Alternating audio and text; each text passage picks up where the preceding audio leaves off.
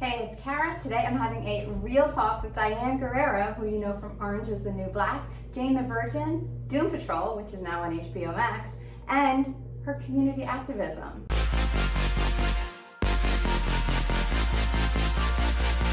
So who is the coolest living legend that you've ever met? John Leguizamo. Oh, why? How is he so? I mean, he is cool, but tell me about him in real life. John Leguizamo has just always, for me, has been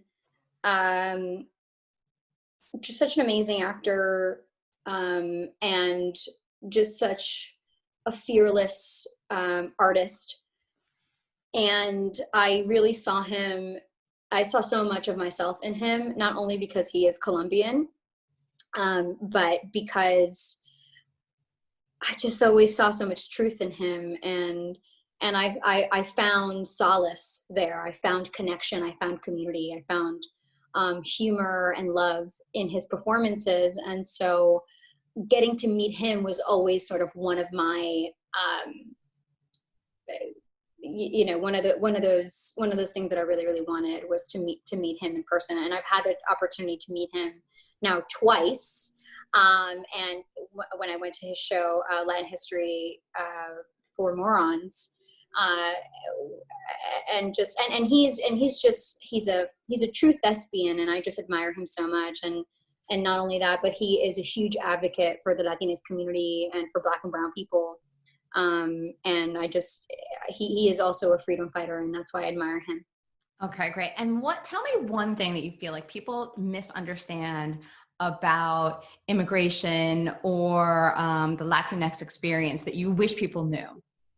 People need to know that the immigration system as it is designed to be working exactly the way it's working, to keep Black and brown people out, and to exploit people. That is what this system looks like right now. People say it's broken. People say it needs reform. Even I was of the mind that would promote immigration reform. We need immigration reform. We need immigration reform. We need an abolitionist mentality, I think, when it comes to immigration in this country. Just like policing in this country, it needs to be completely, the immigration system needs to be wiped out and start anew, right? It doesn't work as it's working because it was never intended to work.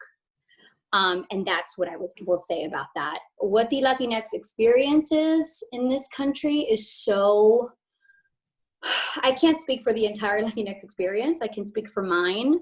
But I guess what I can say about that is that we are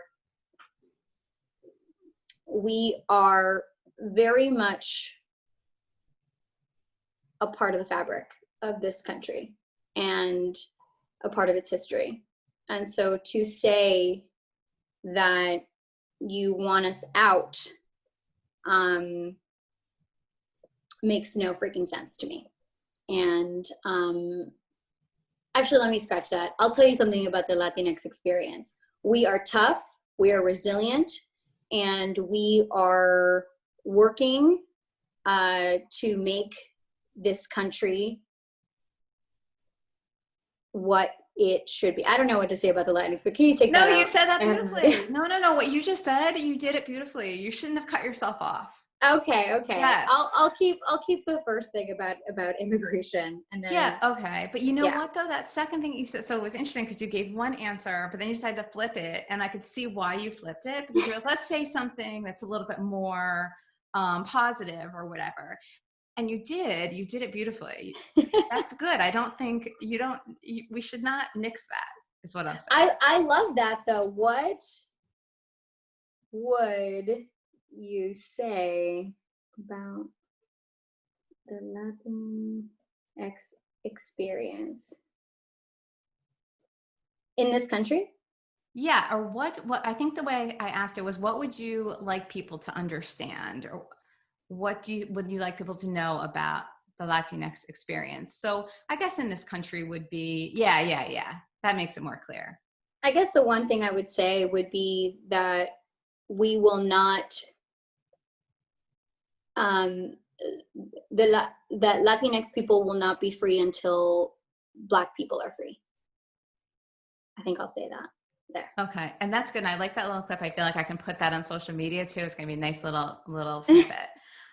If you don't mind. I don't mind anything. I have spoken, and it's there for you to use. Okay, good. Let me ask you one question too about what you were talking about, because I think you can help with this. So there's been a lot of talk about defunding the police, right? And I know that I saw you post about it, and I think so many people totally misunderstand what that word means, or that means. So, like John Oliver said it beautifully. He kind of summed it up beautifully. I've seen it a few other places.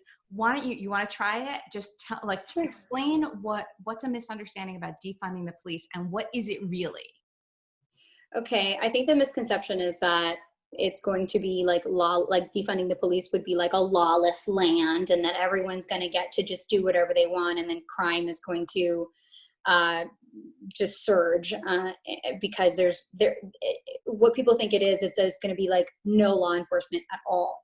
And I think that what people need to understand is that defunding the police literally means, taking resources that you put into the, militarized organizations and the police, and take those resources and invest them in communities, invest them in people who need them.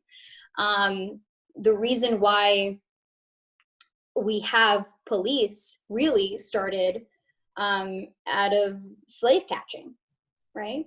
It really started, and it stemmed from there. And so we have a history in this country with police brutality against the Black community, the Black and brown community. And so what happens when we invest in those same communities that you are policing? If you give communities resources for housing, for food, for healthcare, mental health we know that when communities are taken care of in that way, then there will be less crime, less need for police. So let's stop increasing the police budget and start increasing and money and increasing programs that are going to actually help and heal our communities. That is what defunding the police is. I believe in abolishing the police, completely taking away the police, because we see and we know that we don't need police officers as first responders, right? This is what they're saying we need these inflated budgets for. We're saying, oh, well, we need police to go in and help people with mental health crises. We need police to go in and help with homelessness. We need police to go in to help with domestic disputes. What we're saying is that only furthers the problem, and that's why you see it not helping our communities. What we actually need is mental health professionals. We need people who are trained in violence prevention. We need people who work with people who have addiction issues. That is what we need. We need help with our mental health in this country. We don't need police or people to come in with badges and guns to protect you from your own mental health. That doesn't make any sense. So we want those resources to actually pay professionals and build communities that are going to help each other. And we've already seen it in many places where you don't see a lot of police presence. You see it in very rich neighborhoods. You see it in all of these places where you don't need policing, and communities are thriving. So that's what I would say about it. Yeah. And also, not only, I'm just thinking about the mental health aspect. I was a therapist before I did this, so I'm always tuned into the whole mental health aspect of things. So somebody with mental health issues doesn't need, not you said, like, they don't need the police coming in. Well, not only, that's true. Not only do they not need the police coming in, but they need something totally different. somebody who really understands those issues and Right. can help them go to where they are and knows what to do to actually service them. So, right. yes. And not everyone has the same experience. You can't just simply say, okay, this person who doesn't know, you have policemen who don't share the community's experience, who don't know anything about that community, working in these places and trying to help people who they don't know. No, you need people who understand the community's experience to be able to work with people who really need it.